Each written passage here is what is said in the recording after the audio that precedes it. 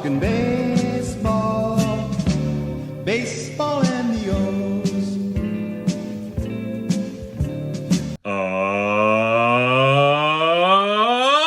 welcome back, Birdland, to another episode of the Talkin Orioles Baseball Podcast. I'm your host, Benny Becker. Thrilled, as always, to be back with you gang here today. Fantastic episode on our hands. As you can tell by the rundown, we have a lot of exciting topics to talk about. We got to recap what was a very crazy and exciting trade deadline. We have to talk James McCann, Jackson Holliday, a couple annoying and really potentially devastating injuries, and a lot more, gang. So we're going to jump right into it, recap just very quickly the last 10 games that have happened since our last episode. Orioles were 5-5 in those games, dropping 2 of 3 in Miami, dropping 2 of 3 at home against the Padres, but then taking 3 of 4 against Toronto, capping that off yesterday with a big victory. And you know,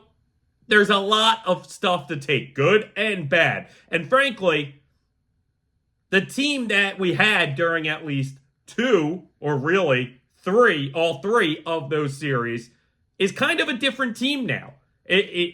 Some, because of trades, some because of the injuries. And we're going to touch on all of that. Overall, though, good and bad things to take from those 3 series, okay? So the things let's start with the negatives, okay? Let's start with the negatives.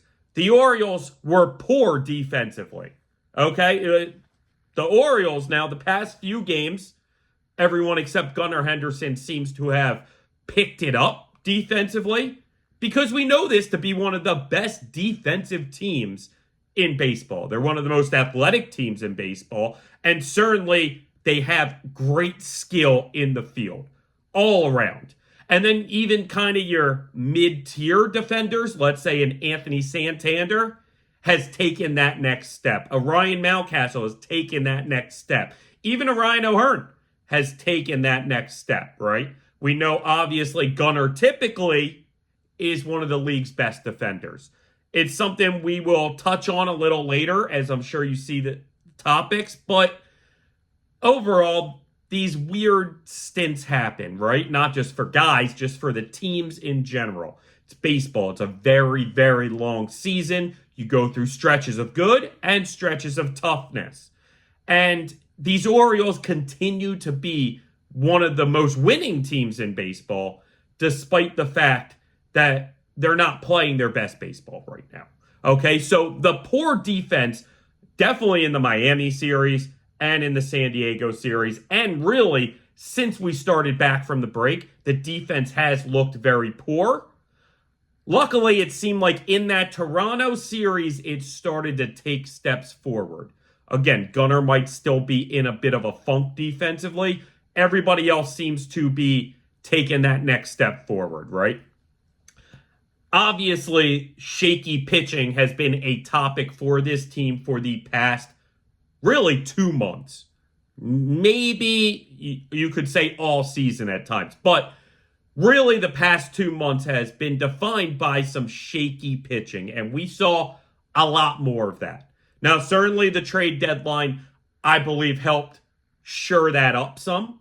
Again, basically, all 3 of these series were not fully impacted, at least, by guys that were traded here, right? Definitely not in the Miami or San Diego series. By the time we got to the Toronto series, we saw a couple names, but still, it's not until today that most of these players are joining the team, right? So understand these things that maybe were an issue the past 3 series and really 2 months. Some have been shored up some, at least to a degree.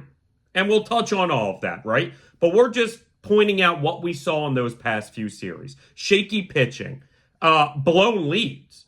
These Orioles, for the first time in what felt like 2 years, it was anytime these Orioles had a lead of 3, 4, you still weren't comfortable.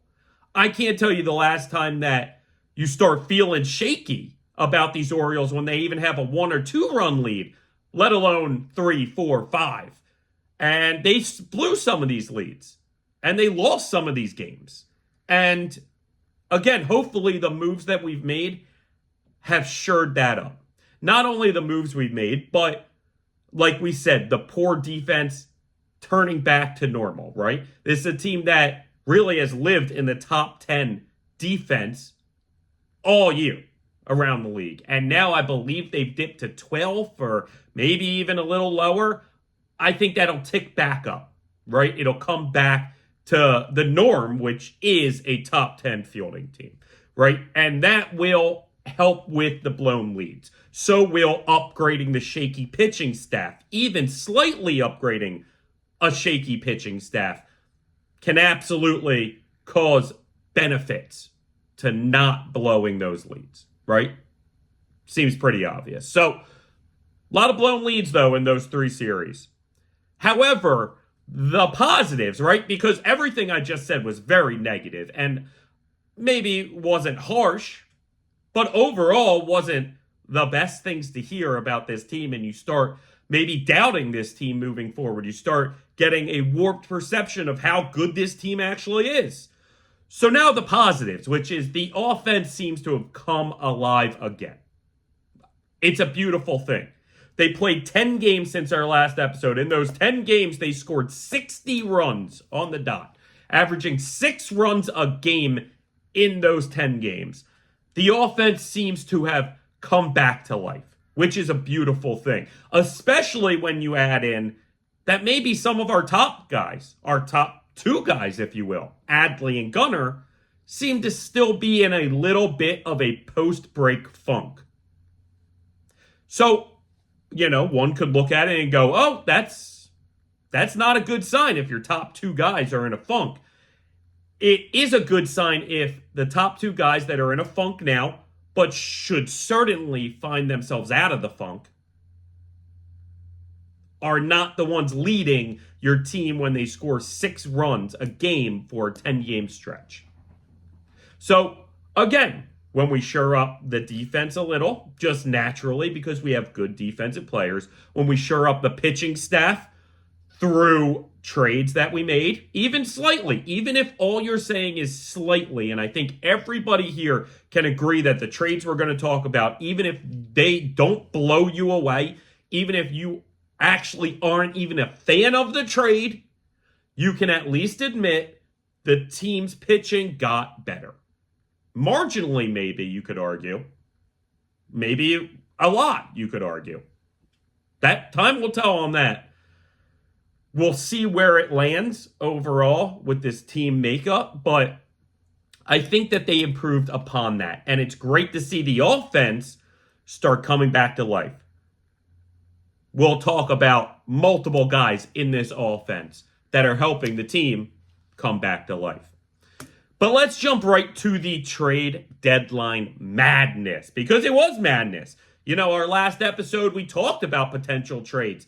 And while maybe not any of the guys that we got were guys that we have been talking about from last episode to all the way back to spring training, gang, because trades have been a topic of this podcast from its inception. And we finally got to see some trades. I believe that there were points we were right about, even if overall the trades themselves we were wrong about. Let's break it down. Let's fill you in and then tell you essentially what the domino effect is. Who didn't keep a job, who got sent away, all of that. Let's just jump right into it. I can't help but say my favorite trade, the trade that jumped off the page for me, the trade I loved the most, was for Zach Eflin. Zach Eflin, to me, is a pitcher that I wanted us to go after 2 years ago when he was a free agent. I thought that was a perfect guy. In fact, I remember a lot of publications were predicting us to sign Zach Eflin to a reasonable deal and kind of give us a veteran starting pitcher, great ground ball guy, maybe one of the best ground ball starting pitchers in baseball for the past few years. Love Zach Eflin. I liked him when he was a Philly for a while, but he never quite broke over that hump. It's funny to go back, because again, I have a decent Phillies knowledge being right outside of the city and talking to mostly Philly fans about baseball in my daily life. So despite the fact I'm a diehard Orioles fan, I know a decent amount of Philly baseball, okay? And Zach Eflin actually had insane numbers. I believe it was when he used his two-seamer for the Phillies. But for whatever reason, they made him use a four-seamer for a few years. And then they went to the two-seamer, great success. And then the next year, weirdly, they took away the two-seamer again and went back to the four-seam. And it got ugly again. And that's ultimately what wound up being the end of his Phillies career. The Rays signed him. And when the Rays signed him, I remember fantasy-wise, let's say, or betting-wise, I was big on Zach Eflin because he's one of those guys that, one, the Rays have a great track record about improving pitchers, just in general. Two, they have a great track record with improving guys that are ground ball pitchers, sinker ball pitchers, two-seamers. Like, that tends to be something that when I associate the Rays being successful with a pitcher, it tends to come with one of those sinking pitches, right? And that's what Zach Eflin had so much success with. And I said it would revitalize his career. And it truly has. Maybe he hasn't been elite of elite. At times, I think, in stretches he has, but maybe he hasn't put that together fully. But also, he was playing for a worse Rays team, right? A team that last year at this time had a great record, but overall turned into nothing, not only throughout the regular season, but in the postseason. And this season, certainly the Rays have been disappointing. So Zach Eflin is a great arm for us. And frankly, especially when you look at what we gave up. In Matt Horvath, Jackson Baumeister, and Matt Etzel. All three guys have a lot of good potential, right? At least decent potential. Horvath was maybe held higher than any of the three, but from my knowledge has actually been frankly disappointing the last year or so in the minors. And looking like there's some more steps that need to be taken for him to have any chance at being a major leaguer. I still think there's a lot on the table with him, but it's a project for a few years. Jackson Baumeister is a nice arm for us, but overall, again, not necessarily a guy that I think of when I think an elite arm, either in the rotation or probably in the bullpen moving forward. Maybe a nice, solid bullpen piece, but I don't think that we're going to blink and in 3 years, Baumeister will be the closer for the Rays or anybody else. So we'll see. We'll see about that. And Matt Etzel is a guy that actually, I feel like coming into this year, wasn't really that held highly of and has really performed to the point that we were able to get good value for him. And maybe he can carve out a good career. Personally, I feel like, right in the mold of like a average corner outfielder, probably a fourth outfielder on a team at best. So great trade for Zach Eflin. That's one to me that I am praising Mike Elias in this front office for. It's a perfect guy. It's actually, when I saw the name, I was shocked that I didn't think to talk up Zach Eflin headed into this trade deadline. That he was a name that I don't think we mentioned once on here, and yet I hold so highly and love the idea of bringing him in this year. Great addition to this rotation. And I think we've already seen that in his first start against Toronto when he came in, had a fantastic, great veteran hardcore performance. Again, he's not going to necessarily blow you away. He's going to be a very winning pitcher for these Baltimore Orioles, and I love the bring-in. So now the next move for the rotation is the move probably everybody has been talking about in Baltimore. And for two reasons. One, what we gave up for him, and two, who we got back might not be matching up in people's minds. And frankly, it didn't necessarily match up in my mind at first either. I'm starting to come around on it, but certainly this guy will have to prove himself and get back to pitching really well, or at least continue pitching really well for these Orioles in order to make this trade feel better and look better than it does maybe right now. So that was getting Trevor Rogers, starter from the Marlins, for the haul of Connor Norby and Kyle Stowers, right? So, okay. Before we get into the Trevor Rogers part, or at least like the actual player, okay, this is where I think we were right and wrong at the same time, right? Because if you've been listening to this podcast, you've been hearing me talk up Connor Norby, talk up Kyle Stowers, saying that that was the way to package those two and use them, one, if not both of them, to have a big trade for a great starting pitcher, I was hoping. Okay, again, this is just what I was saying. To improve your rotation, add that big starter, if you will. Package centering around those two guys in Norby and Stowers. And this is something we've talked about for months. And that would have allow you to upgrade that rotation without giving up one of your big prime prospects. And again, I think we were right and wrong. I think we were right in that that's what Mike Elias wanted to do. That's what this front office was hoping to do, to turn those two guys, and maybe I said maybe sprinkle a couple more lower prospects in for a premium starter. Now, we got back Trevor Rogers, which it would be very hard to argue is an elite level starting pitcher in any regard. He was an all-star a couple years ago, second in Rookie of the Year that year, had struggled the past year and a half. I mean, he doesn't blow you away with stuff. I believe his fastball is around like 92, 93. It's one of these guys, he does seem to have a deceptive way of throwing the ball, so that's intriguing. He is a lefty, which is important when you're looking at how the ballpark plays now. Because hitting a home run as a righty is so much harder than a lefty, like if you're going to pull the ball. So at that point, we've seen the Orioles kind of build their lineup around left-handed hitters, but it also works the other way, that you want your opponent to have a righty-heavy lineup when you're playing in Camden Yards. So he's a lefty. He does have a high ceiling. He's still young. He has a couple years of control. It's an intriguing piece, right, for these Orioles to bring in.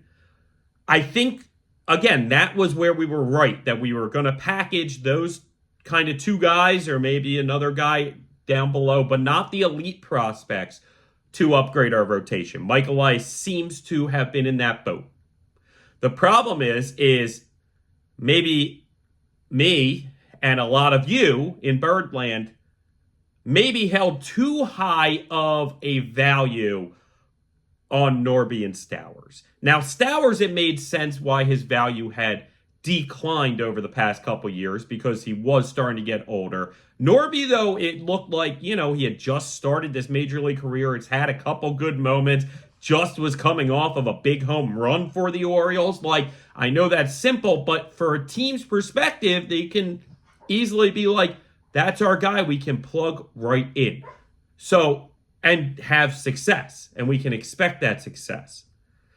Now, I don't think other teams valued them nearly as high as I did, as maybe a lot of you did. In which case, it's not crazy that this was the package that the Orioles had to settle on. That those two weren't that high of targets for these other teams. And that's why we couldn't start a package with those two and add in maybe a few of these other names for one of the big names. I know we didn't get the big names you wanted. We didn't get Scooble. We didn't get Crochet. We didn't get Snell, even though Snell, to me, isn't somebody that I necessarily would want. I can still concede he would have been an upgrade to what we had. I'm okay with the idea of taking this project on in Trevor Rogers. Now, the problem now is, though, that this is going to be a theme. With every essential trade that we talk afterwards, there's a theme going on. And that is the Orioles are undertaking a project to kind of rework and improve a player. Rogers is in that camp. Now, he's had a very solid, I believe, 6, if not even 9 last starts. So there's promise. And I also think, and this is something we'll talk about with another guy down the road, there is something to be said about coming to the ballpark every day to play for one of the best teams in baseball, as opposed to going and playing with a losing team that they know is going to sell, or at least be trying to sell off the team.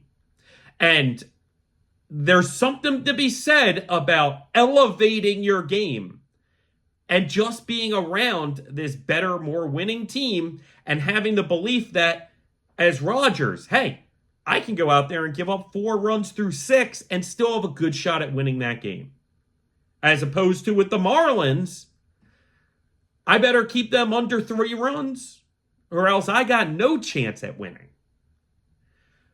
So I do believe Trevor Rogers will just naturally take a step forward and make this trade appear better to Birdland than it does right now.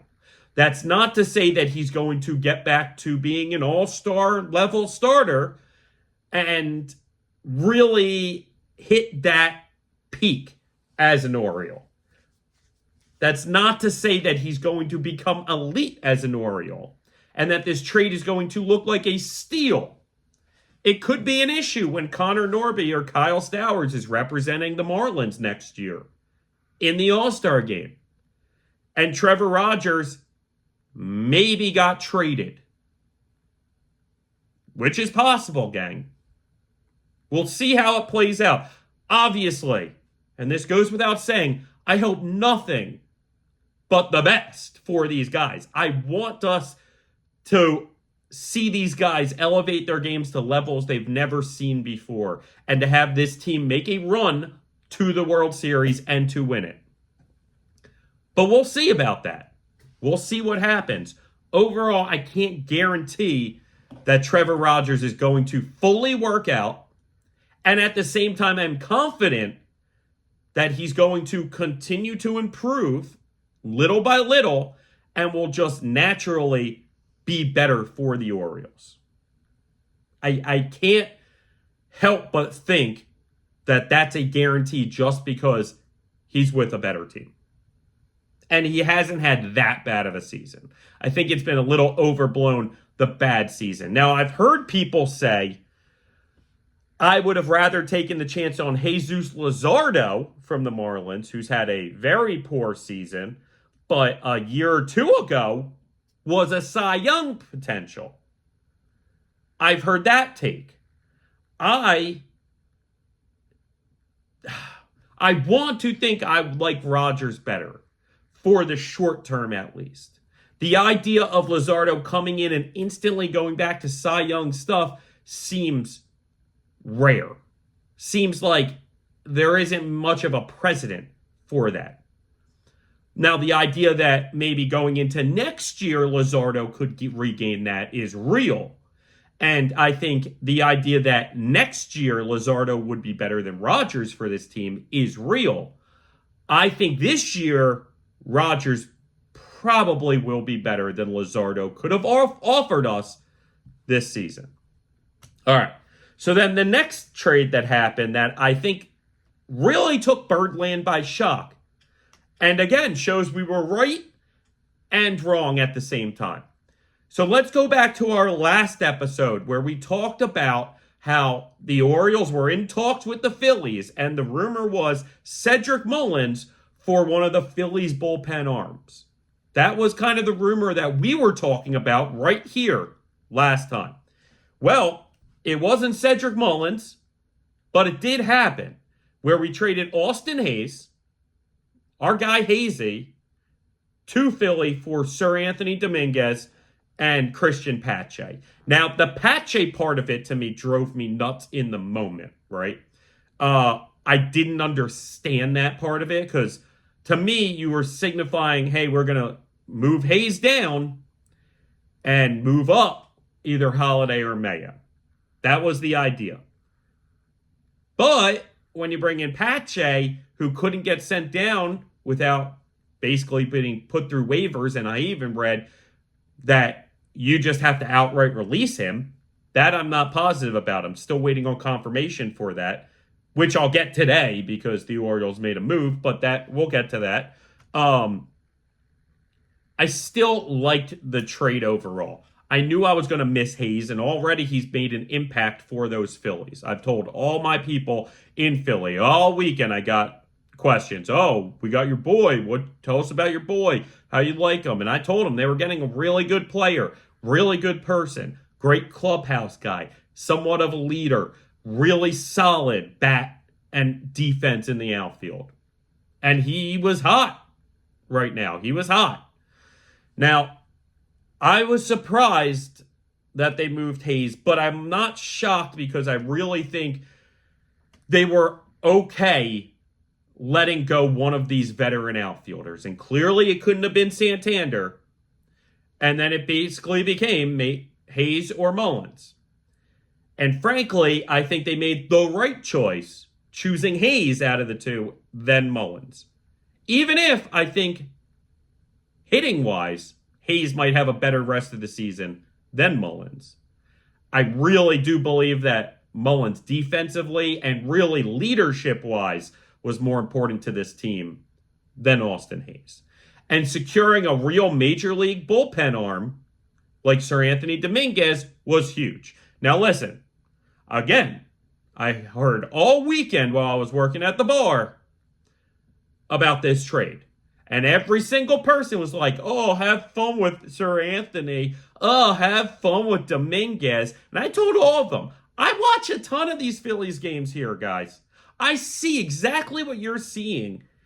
And yeah, Sir Anthony can be a little wild at times. And when he's wild, he's really wild. I think in his first appearance, he threw in that hit the backstop. I get it. And I understand that he's kind of run his course in Philly a little. But he's still a very good, very talented reliever. And the Orioles have had a great track record harnessing these guys, even slightly, to get the best out of them. Look at Yanier Cano. Look at Felix Bautista. Look at Cionel Perez. The Orioles have a great track record in recent years with taking these guys who have phenomenal stuff and are just wild, to harnessing that a bit. And yeah, can they still be wild? Absolutely. Even Bautista has his moments of wildness. We know Cano and Perez have their moments of wildness. And yeah, when it's ugly, gang. But the Orioles have done a great job of harnessing those guys and turning them into very real, very good bullpen arms. I don't care if Christopher Mad Dog Russo wants to say this bullpen is trash and is horrible. I heard his take on it. I don't know if anyone else did, but I heard his take on it. And he said that their bullpen is terrible. And that's just not true. It's just not true. So I like the Dominguez bring-in, even though at the time the Pache part threw me off. And obviously I hate saying goodbye to Austin Hayes. I think Hazy was a great piece for this team and really would have continued to be a great piece for this team. I hate to see it, and at the same time, I get it in hindsight. I get it now that it's all happened. Because I think they were looking for a righty bench bat that could technically at least play outfield, if not play outfield like Hayes. But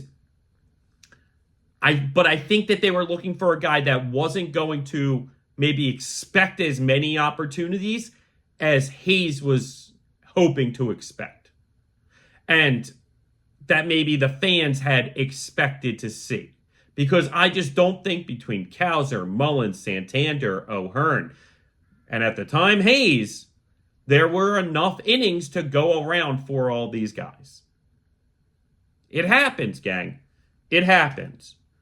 Now, the Orioles then ended up making another trade with the Phillies for another bullpen arm in Gregory Soto.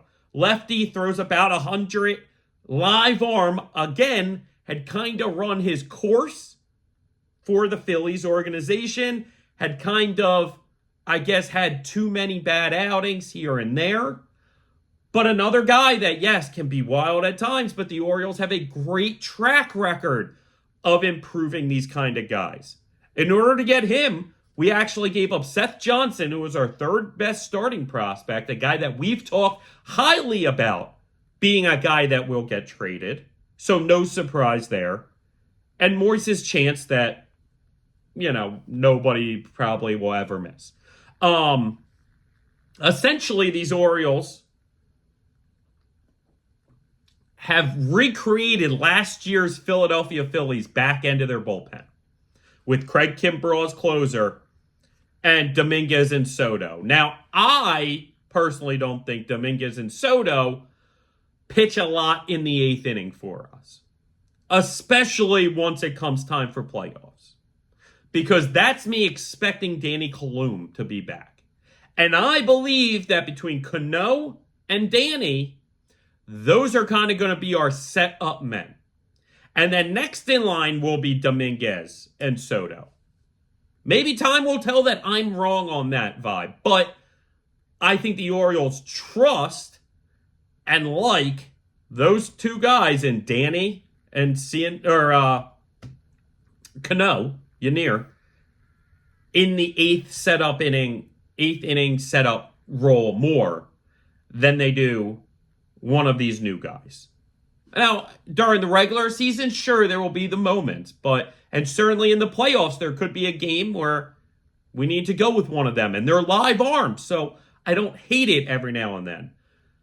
But overall, if they're just going to pitch in like the 6th, 7th inning for me, I love those two bring-ins. Now, it's got good and bad to it recreating this 23 Phillies pen, because they had really good moments. And also at the end of the day, it was kind of the Phillies' downfall. Is the bats started to get cold a little, and the bullpen got them in holes that the bats then couldn't get out of. And the bullpen blew games that the offense had gotten some runs in, but couldn't continuously get these runs in. And that was, and especially Kimbrell at the end, that was basically what did the Phillies in last year. And before we get to the next moves, it's something that I'm disappointed in is that Craig Kimbrell is still this team's closer. And we can go back to spring training, where I talked about the need to improve on that at some point, and how Kimbrell would be a good regular season closer. And he was. And then he had a bad stretch.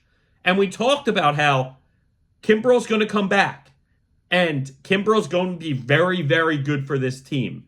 And then it's going to fall off again.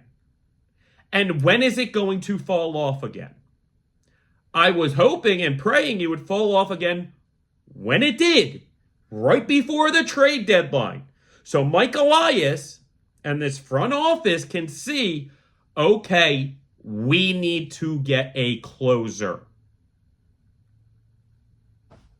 And when he blows the game in Miami, the last game of the series in Miami, a game we ended up coming back and winning, luckily.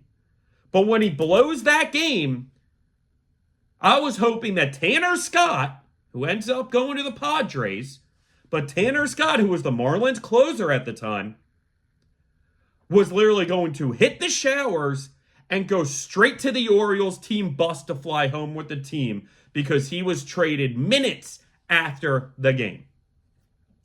That did not happen. And certainly, I know we couldn't get Mason Miller. They said they weren't going to trade him, then they put him on the IL, and I get it.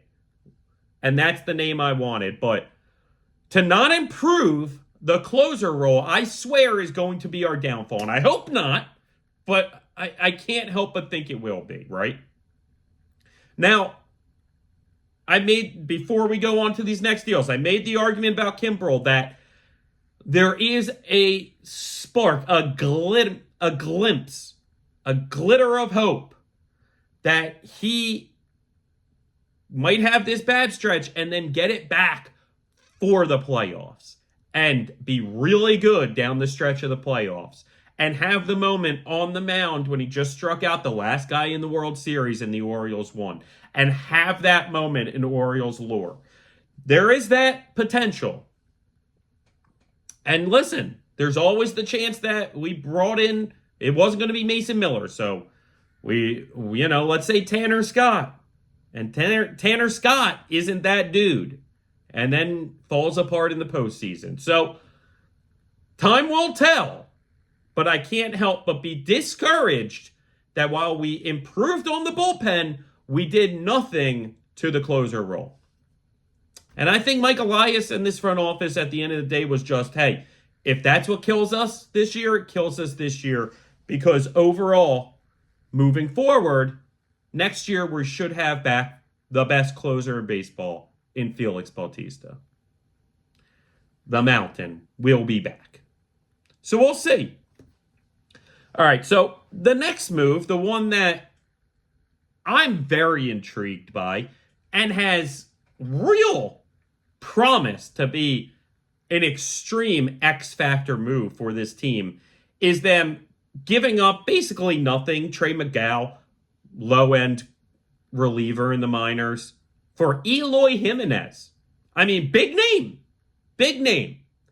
And Eloy was one of the top prospects when he was down, had come up, had a great run, and it seems like when he's healthy, he does big things offensively. Doesn't play much defense, if any.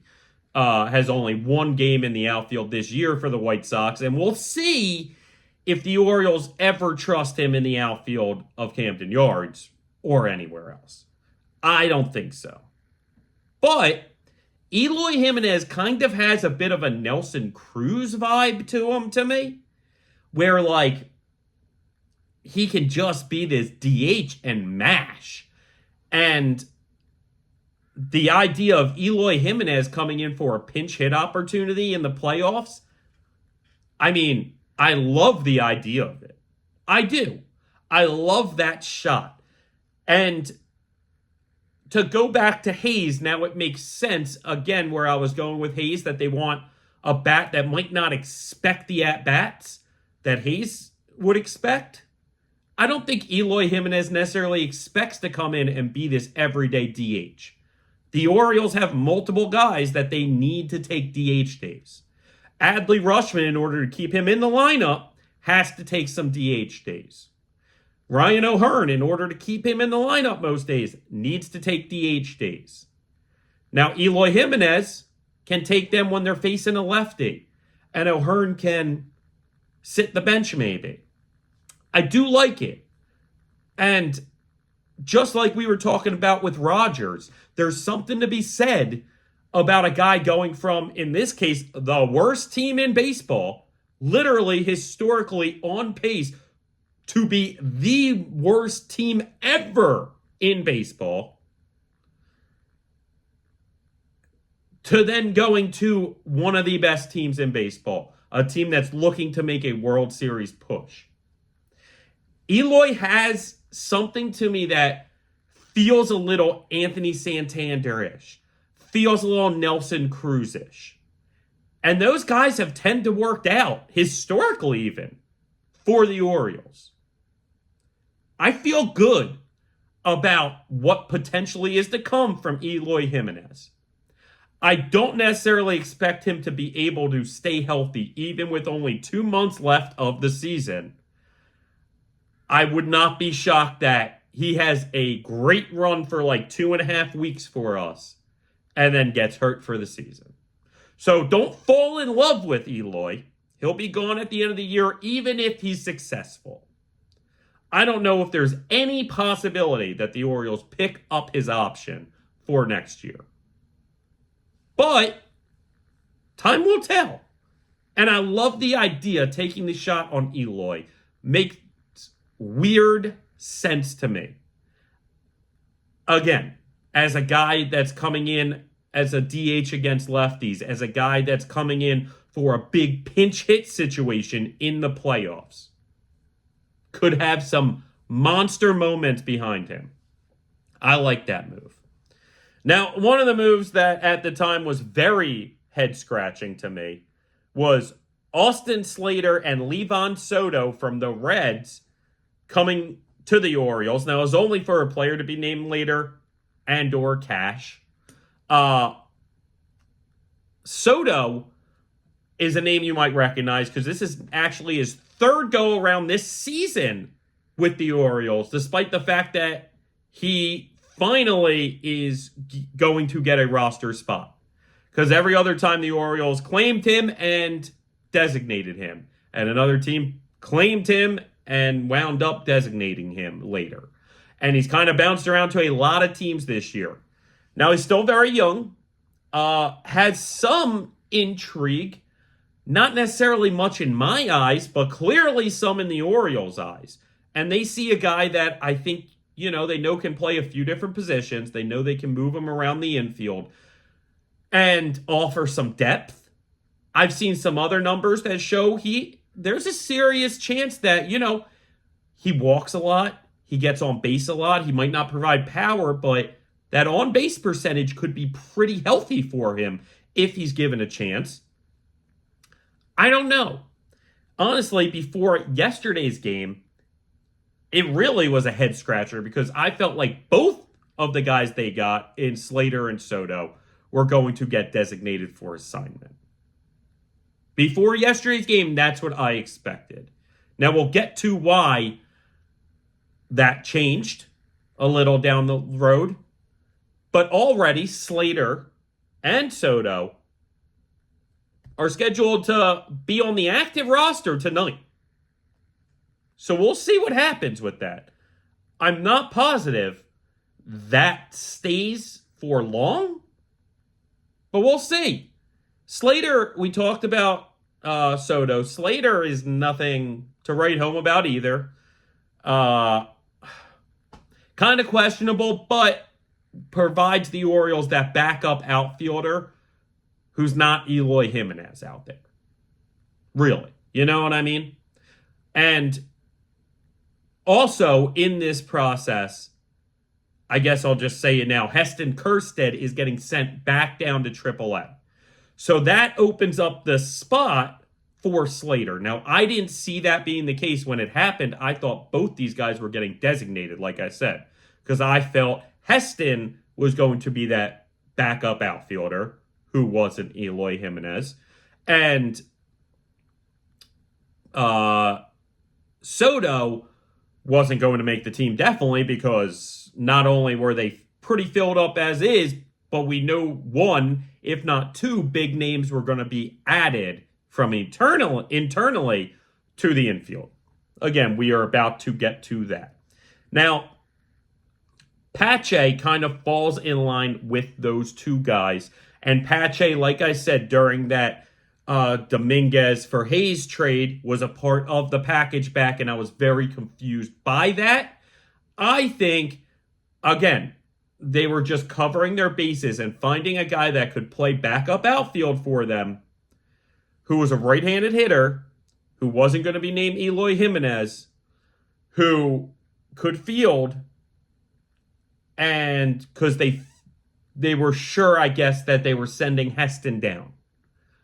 I'm surprised by that move. I really thought Heston had proven himself enough in the majors, but I don't hate the move for right now. Again, within a week or two, one of these guys could be gone and Heston could be back. Just like maybe another one's gone and another big name's up. But that's to come. So overall, those were the trades for these Baltimore Orioles. And I think a lot of fans are probably feeling underwhelmed at the return. Underwhelmed at them not getting anybody elite, let's say. I, on the other hand, feel pretty good about it because, again, I think this was already one of the best teams in baseball as constructed. And as a whole, especially pitching-wise, we took a step up. We at least improved marginally. And we have an elite top of pitching. So just improving marginally helps out the cause. And if hopefully we can do good things with these guys and regain some of their elite form, time will tell just how great all of these moves can be made. The problem is, outside of Eflin, they took on nothing but projects. And again, the Orioles have a great track record for that, whether it's the pitchers we talked about or the hitters. You could look at Ryan O'Hearn, Jorge Mateo, any one of these guys. But it's a lot of projects to take on in a single stretch of the season.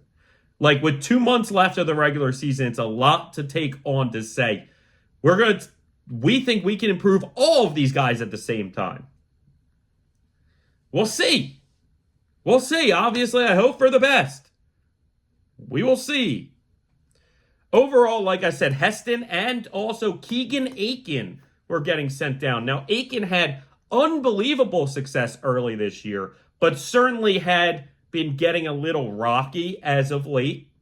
I think that Aiken will most likely be up at some point again, but this might be a good reset for him. I think if the Orioles were were out on him, they would have potentially moved him in a market that certainly he could have garnered a decent bring back for. So we'll see about that. Aiken and Heston are down in the minors for now. Heston isn't as surprising either. Since he came back from the IL, we all know he was hit in the dome in that Yankees series. He's only batted 111 with 2 singles in his 18 at-bats. He's had a couple goofy plays in the field, especially one that maybe even cost them a ball game. I still love Heston. And again, I think that if the Orioles were out on Heston, they would have centered a premium deal for Skubal or for not Cease. You know who I'm Crochet for Heston. But they didn't do that because I don't think they're out on Heston. I still think they love Heston. And moving forward, next year, he's a huge, huge piece to this team. Or at least an everyday piece to this team. All right. So that was the trade deadline, guys. That was the trade deadline. Now are some also very awesome, well, not all awesome, very real things to talk about, okay? The first I think I have to talk about is how about James McCann being the man? James McCann's the man. Or, excuse me, James is a McCann's man, right? A man's man, a McCann's man. So, it's crazy. I was watching this live. It was a very scary moment as McCann took one essentially straight to the nose at 95 during his at-bat. Instantly goes down. Instantly writhing in pain. Instantly you see blood gushing out of the man's face. It was the type of moment that makes you think, I don't know if he ever comes back this season, and I don't know if he ever comes back to play ever. Like, we may have just watched the end of his career happen. Again, this is a decently long veteran, major league veteran. He's made his money. He's done his stuff. Like, this is a guy that he's not a spring chicken. You take 195 to the nose like he did, and it was beyond scary. I don't know if I've really ever seen a broken nose as bad from the picture that it literally looks, you can see the outline of the baseball like all the way towards the middle of his face, and his nose is out here. So if you weren't watching live, and like, I'll just break it down. The Orioles were putting up a huge inning in which they really were just getting walked or hit by pitch or whatever. So McCann gets hit in the face. He's down, bleeding. The trainers are out trying to stop the bleeding. So that takes about 10, 15 minutes even for them to get to the point where he can walk away from the plate. In that time then, or after that, Toronto decides to take out their pitcher and change pitchers. So then they have to have the pitcher warm up on the mound. As he's warming up, McCann's in the dugout, changing jerseys, plugging up his nostrils. It looked like, I've been joking, Randy Marsh in the one episode of South Park, ironically, about baseball, where he's just fighting all these baseball dads, and at the end, he's just beat to shit, and he's like, I ain't hear no bell. That's what James McCann looked like. James, I ain't hear no bell McCann. And it was special, gang. It was one of the most badass things we've ever seen. I know Tyler Wells was on Twitter preaching, raving about it, my guy Tyler Wells. And it was as cool of a moment as it came. It went from being one of the most scary moments I've ever seen to one of the coolest moments I've ever seen. McCann stays out in the game, and that was because it was the first game of a doubleheader and the first inning of the first game. Otherwise, Rutschman would have had to catch 17 innings that day, and then who knows? McCann somehow, some way, plays the rest of that game one. He even got a hit that day. Unbelievable by James McCann. His eye was so swollen by the end that literally like couldn't see out of it. They showed that he had to adjust his stance so that his other eye could be facing the pitcher also, because he could not see out of his one eye. Unbelievable stuff by James McCann. And that's why he's a McCann's man. James McCann, the McCann's man. I mean, thank God he's all right. And still playing. He's played another game since then. Not going on the IL. So much for career being over, season being over. Guy's day wasn't even over. Unbelievable stuff by James McCann, and just have to give him a clap for that. Truly. Unbelievable stuff. Now, the next thing, we're going to stay on injuries, all right? And the next thing, okay, so let's touch on the first of them that happened right after our last broadcast, and that was Jorge Mateo dislocating his elbow. Now, it dislocated back, but it was a gruesome injury as him and Gunnar ran into each other kind of on a ball between them. It was very ugly, and I was shocked that at first the Orioles were just saying day-to-day. Again, that's one of those things where you're like, the guy might never be the same, but certainly needs probably the rest of his year off. He has since been moved to the 30 and now 60-day DL. So hopefully, we're hearing reports that hopefully Mateo can get back on the field before the end of the regular season. We will see if that is the case. You know how much we love Jorge Mateo here. We've talked about him being one of the ultimate X factors to this team's success, if nothing more than a serious pinch run opportunity or just the defense that he provides on a daily basis. And he had turned himself into a really good hitting player as well. You know we love Jorge Mateo on this broadcast. So that certainly was a kick to the groin, if you will. Not as much as what happened yesterday was. As Jordan Westburg gets hit with a pitch in the hands, ends up fracturing his hand. Again, the Orioles are hopeful that he will be back by playoffs. Just very, very crappy for that to happen. Westburg was having a tremendous year. He was up there in WAR. especially for his position. His versatility was big. He was as consistent of a hitter as we've had on this team all season. And that's been a narrative we've talked about all year, about really the most consistent hitter we've had has been Jordan Westburg. So we know this lineup's going to miss him. We know this team is going to miss him. I am praying that Westburg finds a way to get healthy headed into playoffs. Because adding Jordan Westburg back to this roster for playoffs is a serious X factor. You want to talk X factors like Mateo, Westburg's even a bigger X factor. So that's going to stink. Pretty much 2 months, a month and a half at least. We'll see. We'll see what happens. Hopefully they both can get themselves back. And we've had some bad luck with injuries, gang.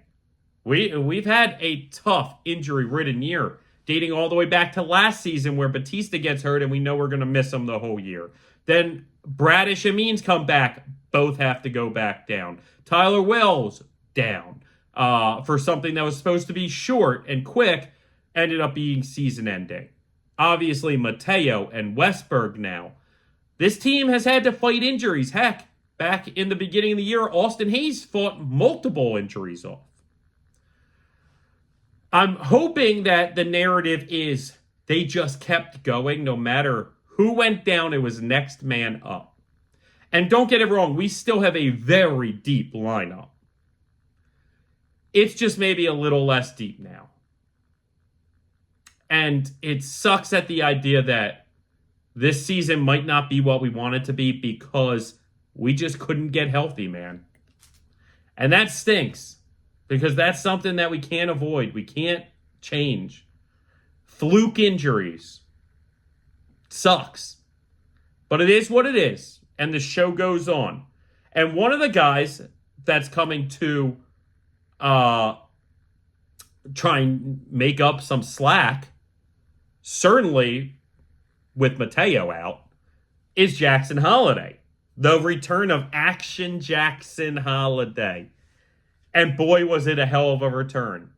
First couple at-bats, easy ground outs. You start getting that uneasy feeling again. Like, oh no, like, can't he just get some basic hits? Can't he just do something right? I hope he doesn't, start feeling it too. Because I'm feeling it. I just hope he doesn't feel it. And even if he was, it didn't last long, gang. Because yesterday, Action Jackson Holliday came through huge. Bases juiced. It was right after Westburg got hit in the hand. Loaded the bases for Holliday. And boy, did he come through with a monster shot. His first major league home run. And it goes all the way on Utah Street. This is the type of thing that we were not only promised, but that we had visions for. This is why you don't trade him just because he had a tough little 10-game stretch in the beginning. Because he does stuff like this. Don't forget, he is elite running speed, elite defense, and he can hit moonshots like he did. No easy feat hitting Utah Street. In fact, the broadcast talked about how it took an Orioles player, I think, 3 seasons just to hit a ball onto Utah Street. Jackson Holliday does it in his first home run in the majors. Expect huge things for Jackson moving forward. That 10-game stretch a long time ago, those are well in the past.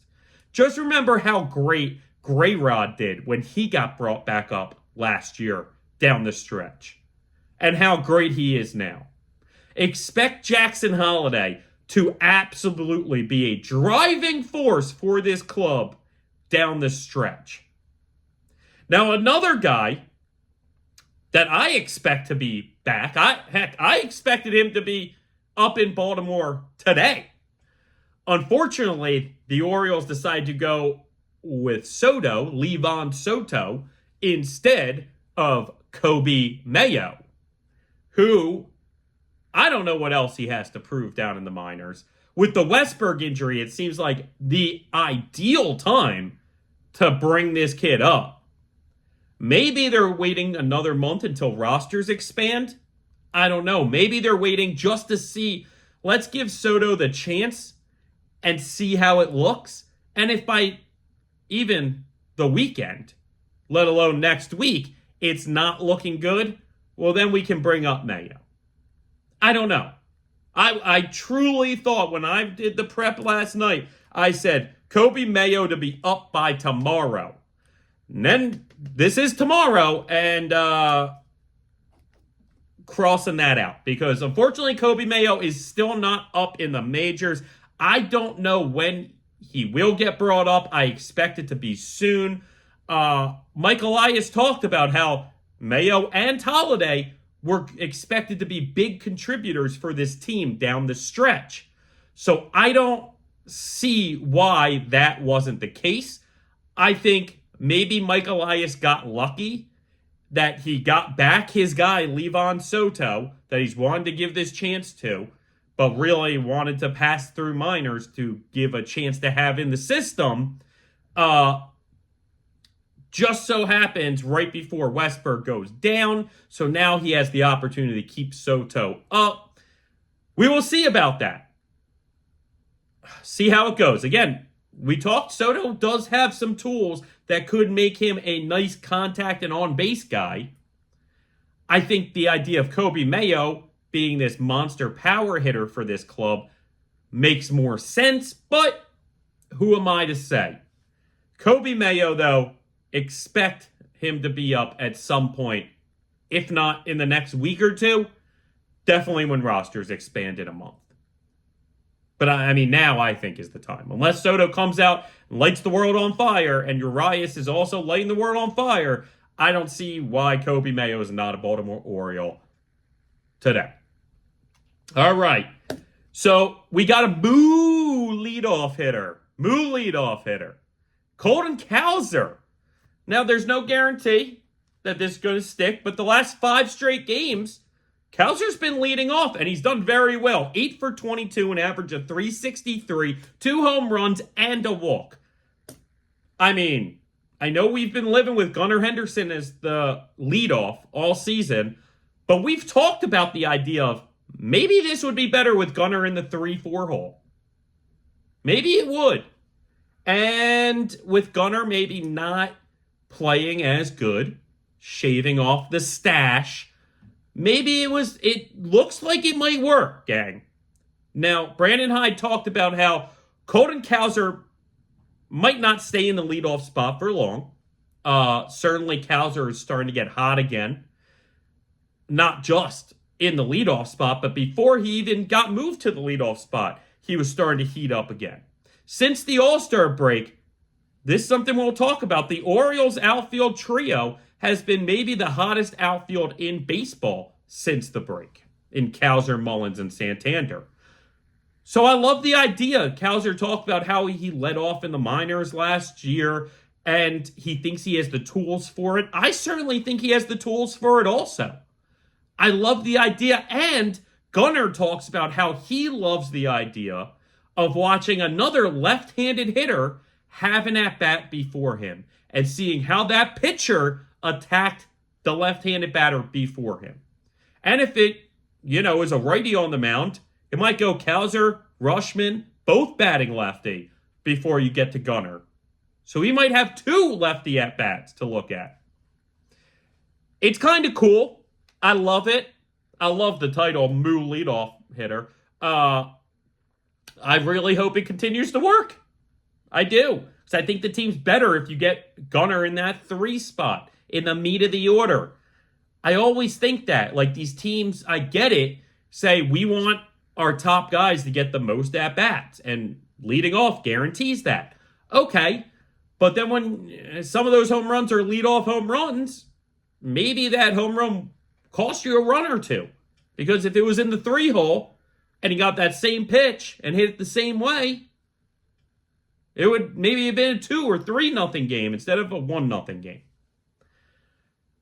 I really like it, and I also like it to get Gunnar kind of back into the swing of things. He's been hitting the ball hard still, but maybe a little less consistent, has maybe been in a bit of a funk. I don't think that's why he shaved the mustache that apparently his girlfriend loves so much, but her fiance, I believe, loves so much. But, it was just maybe a time for a change. And along with that came the change in the lineup. And there's something poetic about that. There really is. Next, again, we're going to stick with these outfielders and more Taters, man. Tony Taters continues just to dominate pitching. 31 home runs on the year, has had the most home runs since June in all of the majors. Really just been on an absolute tear. A phenomenal hitter. Very scary when he's on. And a driving force for this team. I know Mike Elias talked about it where would this team be without Tony Taters right now? I can't help but start feeling the want for the Orioles to find like a decent 4-year extension with him when the season ends.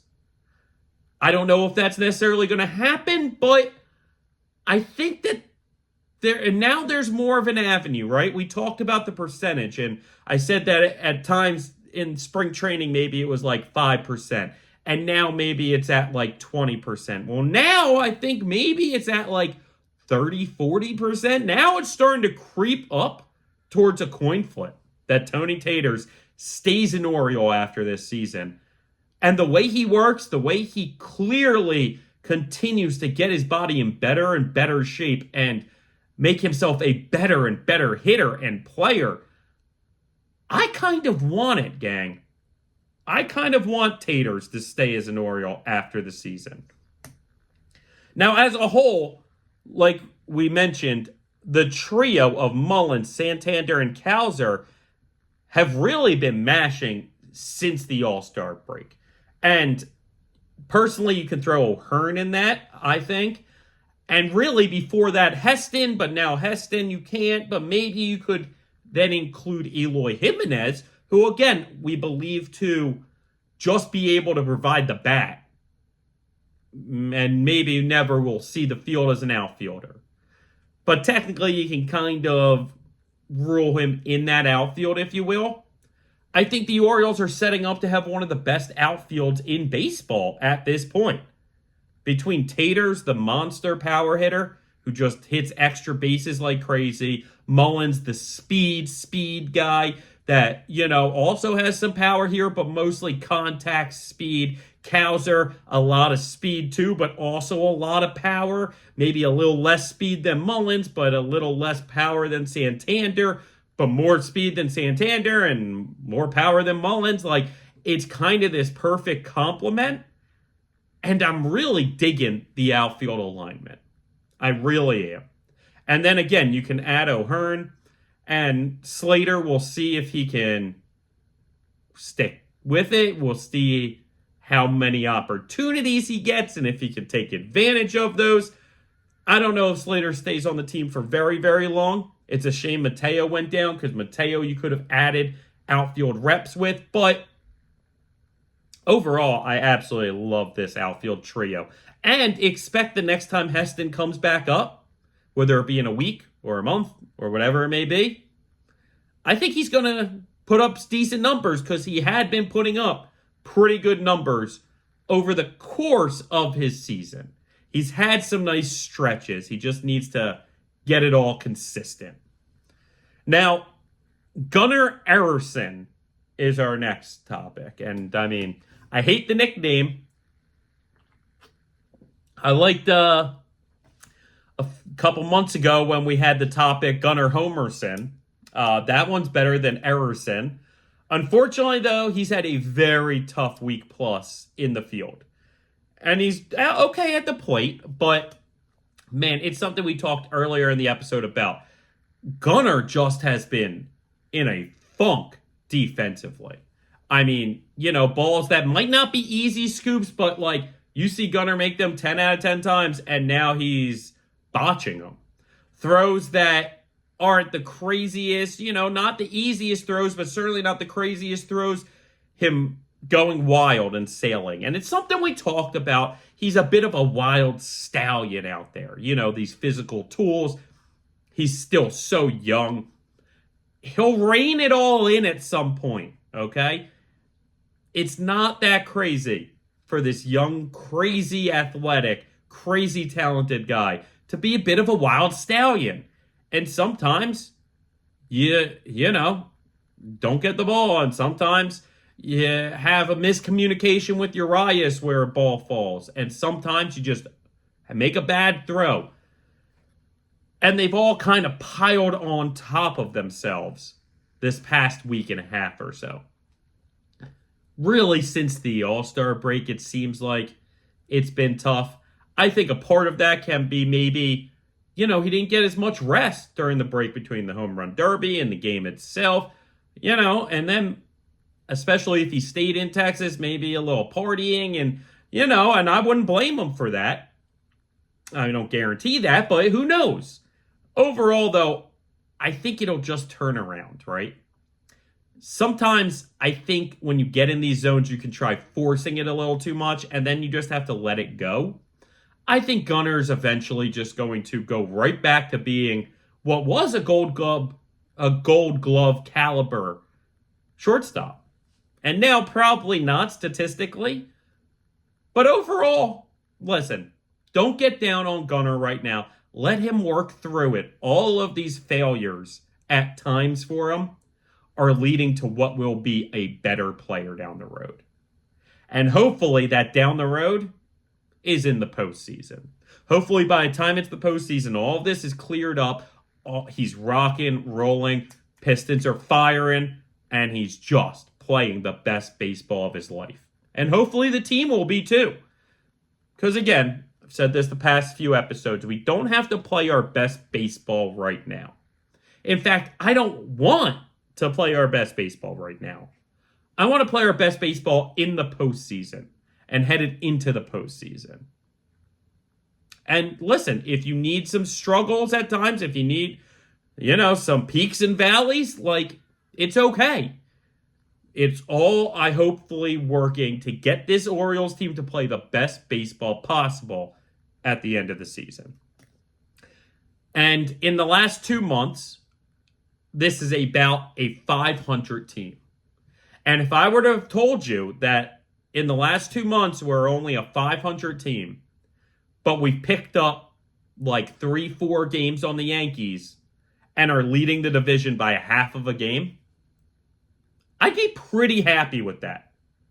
Because don't forget, we have a very easy schedule down the stretch, and that's something we're about to talk about. But even Yankees aside, and I think we're definitely a better team than the Yankees, it was very promising to see the Yankees not make any extreme crazy moves. I know Jazz Chisholm is getting a lot of love right now, and he had a great series in Philadelphia against them. But overall, gang, I don't see that being the huge X-factor move that moves them ahead of us, right? I've heard the argument both ways. Oh, well, the accountability there is going to raise him to a better player than he's ever been. Maybe, or maybe you get the same Jazz Chisholm that everybody else goes, yeah, for a couple weeks he's great. For 162, he's a nightmare. And he's average. I don't know. Overall, though, I don't think the Yankees improved their team really much at all. And I love seeing it. Because I thought we were a better team before the trade deadline, and I still feel we're the better team now. Now, Cleveland, that has a one game lead on us for the 1 seed.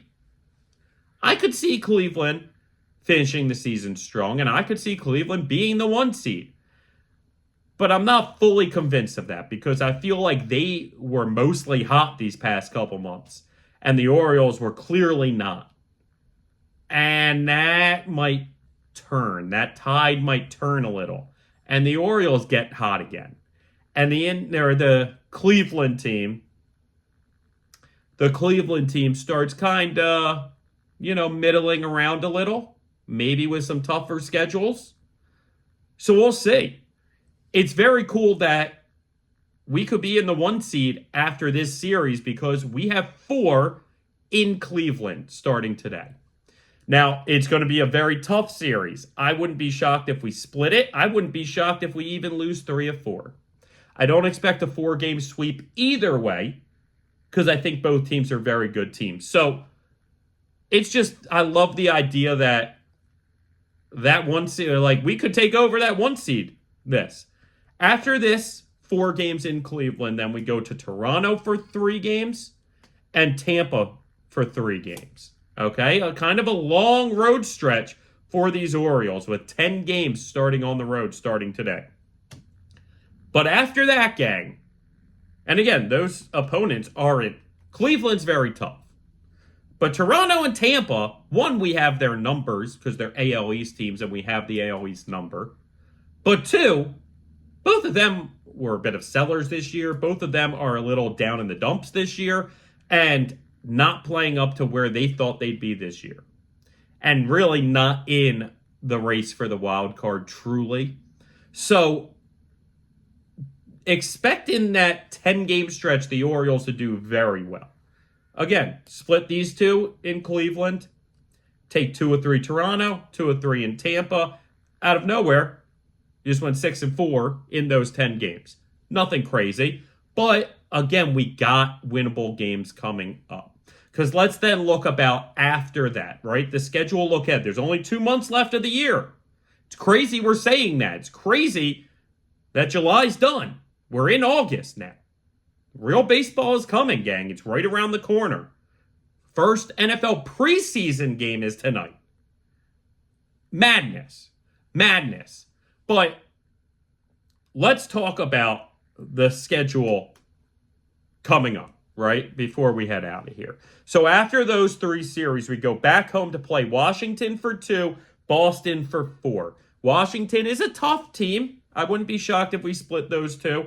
Boston, though, again, while they've been better, is a team that we should just have their number. I fully expect 3, if not all 4 games in that Boston series.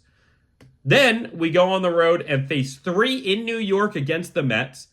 Go back home, I believe, 4 against the Astros. Mets and Astros are tough. 3 in LA to play the Dodgers, okay? So that stretch right there, Washington, Boston, Mets, Houston, Dodgers, that's a tough stretch, right? Those are not easy teams across the board, and even the easier ones are still having decent years. But after that is what we've been talking about since spring training. The final 27 games of the season. It's something that we've been talking up against since spring training because we feel like we are going to dominate those 27 games. Just like we dominated the first stretch of games that we had. And it did exactly what we needed to. We said the first 36 games we wanted to start off 24-12. We did that to a T. Then we said the final 27 games we want to go 20-7, I believe, was the number I had. I believe that. 17-10 potentially, but I want to say 20-7 was the number. And you might say, Ben, that is a lot. Like, that's a lot of wins in that stretch. Listen to who we have the final 27 games of the season, right? This is how we'll end today's episode. 3 in Colorado, 3 at home against the White Sox, 3 at home against Tampa, 3 in Boston, 3 in Detroit, 3 versus San Fran at home, 3 at home against Detroit, 3 in New York against the Yankees, and then 3 against Minnesota to end the year. Now, the 3 hard series are the last 2 in New York and in Minnesota, and I'd say probably the middle 3 at Boston. Besides that, you have Colorado, one of the worst teams in the league. White Sox, historically maybe the worst team ever, on pace for at least. Tampa, whose number we have? That tough Boston series? Oh yeah, we tend to have Boston's number. Detroit, really going in the tank and started to sell, or just came off of mostly selling. Not a horrible team, but struggling to get to 500. 6 games against them, 3 on the road, 3 at home. San Fran, who, isn't necessarily in doing anything this year. Kind of middling, again, around 500, I'd say. And that's at home. And then those 2 tough series against the Yankees and Twins to end the year. You're telling me that 20-7 in that 27-game stretch isn't real? Because it is, gang. And these Orioles are coming. And that's why we're going to go into the playoffs maybe as the hottest team in the league. Probably as the hottest team in the league. Most likely as the 1 seed. And really primed to make a World Series run. I hope these injuries don't bite us in the ass. I hope we're able to mitigate the loss, have the talent we brought in, whether internally or externally, make up for the losses that we've incurred. Hopefully can regain guys like Westburg, Mateo, Danny Kalum. That's all my hope. And that, adding in seeing the advances of maybe Trevor Rogers or Soto, Gregory Soto or Sir Anthony Dominguez, that, out of nowhere makes for a potential World Series team, gang. I still love us moving forward. I understand Birdland might have been slightly discouraged by that trade deadline, might not have loved the moves that Mike Elias made, but I say just give it time because some of those moves are definitely winners. The Zach Eflin move is absolutely one of the best moves anybody made all trade deadline, if not the best. And who knows about Rogers? I think Trevor Rogers could become a nice player for us. I think Dominguez and Soto could be really solid bullpen arms for us. And we've had great success twisting and turning and fidgeting with these players with such great talent and turning them into great players. Trust the process, gang. Trust the process. Trust Mike Elias. Trust this front office. Trust the developmental staff. And really just trust the core team that we have to turn it back on and get back to playing great baseball. Mitigate these stretches of toughness and then go into the 27 and dominate the final 27. So a lot of great stuff coming here at Talkin Orioles Baseball Podcast. I appreciate you sticking with us for another episode. We're going to be ramping up, gang. The season is ramping up. The dog days of summer are almost over. So we're going to be ramping up hardcore. So expect to see a lot of stuff. We just got ourselves the TikTok. Obviously, we are on Instagram and YouTube as well. So you will be seeing my face, hearing this voice, and talking Orioles baseball more. So with everybody here at Talkin Orioles Baseball Podcast, you have a great day, and let's go O's! Talking